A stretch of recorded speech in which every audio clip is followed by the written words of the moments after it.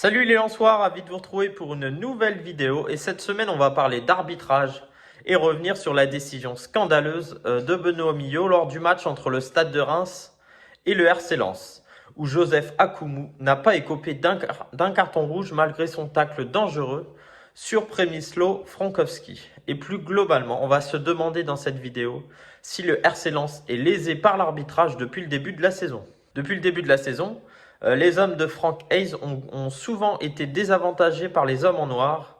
Ce fut le cas notamment lors du match sur la pelouse du PSV Eindhoven, en phase de poule de la Ligue des Champions, où plusieurs décisions arbitrales ont clairement été en défaveur des Sang et Or.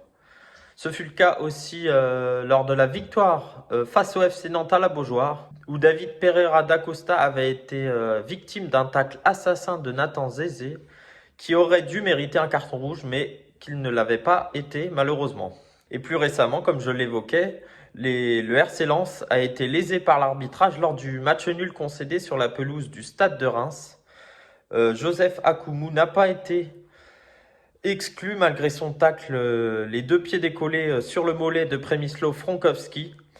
Et le Reims n'a donc pas été à 10 pour la fin du match.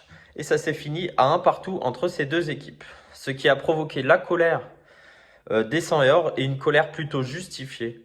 Parce que personne ne comprend vraiment la décision de Benoît Millot alors qu'il est allé consulter la VAR. Mais c'est aussi arrivé cette saison que le RC Lens profite de décisions arbitrales en sa faveur.